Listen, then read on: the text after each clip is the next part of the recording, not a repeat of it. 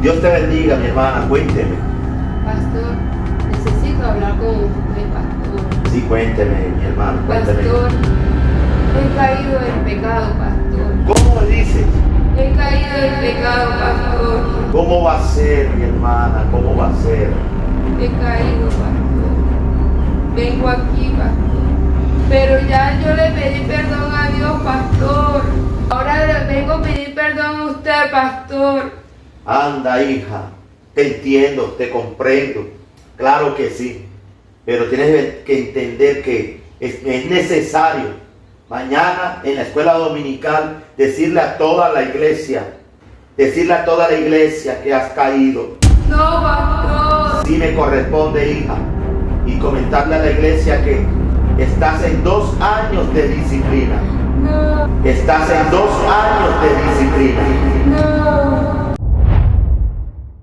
Bendiciones para todos ustedes, quien les saluda el pastor David Caro. Muchas gracias por estar aquí en La Fe que Vence al Mundo, en tu sección Algo que Contar. Hoy te contamos una triste realidad. Triste realidad porque sucede precisamente dentro de la misma iglesia. La triste realidad que hombres como Jimmy Swaggart han tenido que vivir, pero que este es un registro, lo que ha vivido y ha tenido que enfrentar el hombre de Dios, Jimmy Swaggart, es el registro de muchos cristianos hoy. Y esto nos lleva a plantearnos la siguiente pregunta: ¿qué tan bíblico es los métodos de disciplina que los pastores de hoy aplican a los cristianos o a las ovejas de su grey? Pero veamos la siguiente nota para que podamos entender de lo que hoy estamos aquí compartiendo para todos ustedes. 2 Corintios 2, versículos 6, 7 y 8. Le basta a tal persona esta reprensión hecha por muchos.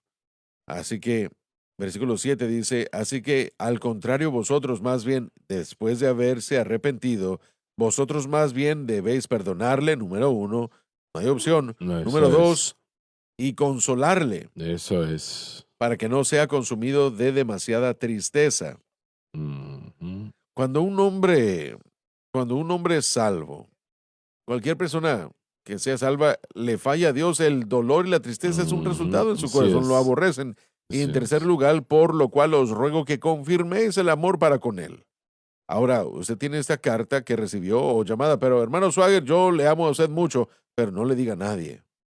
Realmente te estás riendo, pero eso fue lo que No estoy sucedió. bromeando, estoy mencionándolo porque realmente sucedió. Miren, eso no es, yo le perdono, pero eso no es consuelo y eso no es confirmar. Eso es ridículo. Eso es una ridícula. Yo le amo, hermano. Pero por favor no le diga a nadie que yo dije eso.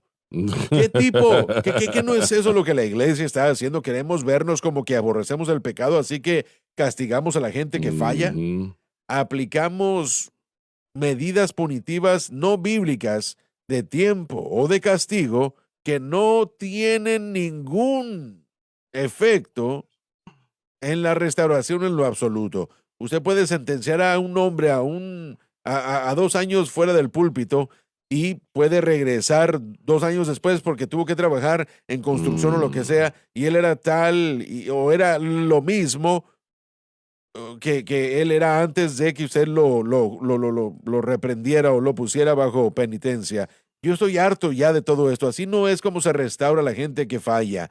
Tenemos que aplicar la misma guía y salvaguarda de arrepentimiento y de justificación que le aplicamos a otros. Y si no queremos hacer eso, entonces cada vez que nosotros fallamos, más nos vale también aplicarnos los mismos procesos de 2 años de disciplina y 2 años de no, eso es lo más ridículo de todo el mundo. ¿Qué tan bíblico es el método o los métodos que utilizan muchos pastores para aplicar a aquellos cristianos que han caído en pecado o que le han fallado a Dios? La mayoría, sin temor a equivocarme, son pastores que utilizan métodos más sujetos a un tipo de estándar humano, eclesiástico, que al estándar de la palabra de Dios. El estándar de la palabra de Dios, ¿cuál es? Lo que dijo el apóstol Juan, por ejemplo: hijitos, si alguno habéis pecado, abogado tenemos para con Dios a Jesucristo el justo. Ese hace parte del estándar bíblico. De tal manera que si alguien peca, pero clama a Dios por la justicia que nos es dada por lo que Cristo hizo, y arrepentido pide perdón, entonces, ¿qué vendría para ese cristiano en la iglesia donde se congrega? ¿Cuál sería entonces la disciplina que debería colocarle? Si él ha venido a Dios o ella ha venido a Dios arrepentido, arrepentida, pidiéndole perdón a Dios, creyendo lo que la Biblia dice, que abogado tenemos para con Dios a Jesucristo el justo, y cree que Dios le perdonó, de allí para adelante, ¿qué viene? Hoy encontramos muchos pastores que colocan un periodo de tiempo o colocan tipo de penitencias para aquel cristiano que cayó o falló a Dios. ¿Qué tan bíblico es esto? Por ejemplo, el apóstol Pablo dijo que si alguno es espiritual, el que es espiritual pueda restaurar, parafraseando, a aquel que ha fallado a Dios, aquel que ha pecado, aquel que ha caído en pecado, pero con espíritu de mansedumbre, considerándose a sí mismo, no siendo que sea tentado en lo mismo. Así que si ese creyente se arrepiente, se aleja de su pecado, le pide a Dios perdón y hay evidencia de arrepentimiento existente, lo podemos ver, lo sabemos, lo conocemos, se supone que debemos ser espirituales, no debemos ir al mundo para poder obtener información en cuanto a si la persona se ha arrepentido o no. Bueno, dicen que nosotros no podemos restaurar a tal persona porque se está rebelando en contra de la autoridad espiritual. Bueno, Y no está haciendo lo que le dicen que haga. la autoridad espiritual que importa es bíblica y los que lo siguen también. Todo lo demás es una mentira, es una hipocresía y es autojusticia o es controlado. Es una actitud fariseica. Jesús estando en la parte de atrás del templo, viendo a un fariseo y a aquel hombre que colectaba impuestos. El fariseo señalando a todo el mundo diciendo, miren todo lo que yo he logrado y he hecho, y al menos yo no soy como él. Sin embargo, aquel publicano se doblegó diciendo, Dios, perdóname, soy un pecador. Y Jesús dijo, solamente uno se fue de allí justificado, y fue el publicano, no el fariseo. Esa actitud fariseica, Jesús no puede aceptarla. Uno pastor, porque por la gracia de Dios soy pastor. Y uno como pastor, antes de tomar una decisión de qué va a hacer, cómo va a proceder con esa oveja de la iglesia, de la grey, que uno está pastoreando, lo primero que debo hacer como cualquier cristiano espiritual es colocarme en los zapatos de aquel hermanito o hermanita que pecó o le falló a Dios. El apóstol Pablo dice, considerándote a ti mismo, no sea que seas tentado en lo mismo. Es decir, ¿cómo me gustaría a mí que me trataran si en caso tal, Dios guarde, yo cayera en lo mismo o le fallara a Dios de la misma manera? Antes de tomar la decisión, entonces como pastor, debo hacer ese ejercicio. Por eso es que el apóstol Pablo dice, considerándote a ti mismo. Porque Jesús dijo que con la misma vara que midamos, seremos medidos. Y él dijo que de la misma manera en que juzguemos, seremos juzgados. Entonces, esa es la medida.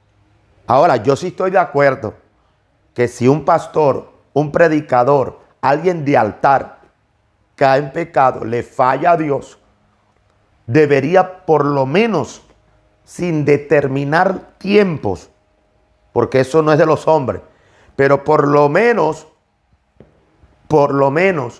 debería por un tiempo bajar del altar.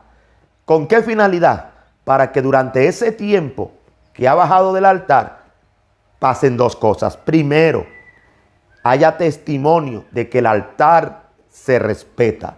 Segundo, para que tenga el tiempo y el lugar para someterse y abrir su corazón a un proceso de restauración. Pero nosotros hoy estamos viviendo tantas cosas, Dios mío, que ya hoy cansan, como lo ha dicho el predicador que hoy citamos aquí, que hace parte del panel de Jimmy Swaggart, porque vemos tantas metodologías que en vez de levantar al caído, lo que hacen es que lo hunden más, que en vez de restaurar, lo que hacen es llevar al alma que está abatida porque ha pecado, a que viva más enterrada quizás en las tinieblas o en su pecado. Me llamó un predicador, un evangelista, y me dijo: pastor, recaí y me han pasado tantas cosas, pero lo que más me ha sucedido es que muchos me han traicionado.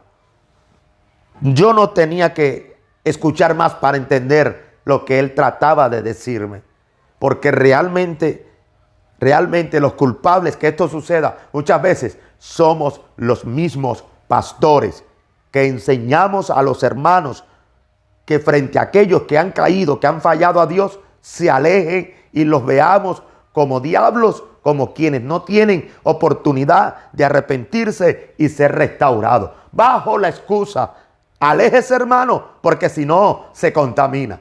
Como si Cristo no hubiera comido con pecadores, no hubiese estado con pecadores, no hubiese predicado a pecadores. Antes, por el contrario, lo que la Biblia dice es que si yo soy espiritual, con espíritu de mansedumbre, vaya a restaurar a ese hermano mío que cayó.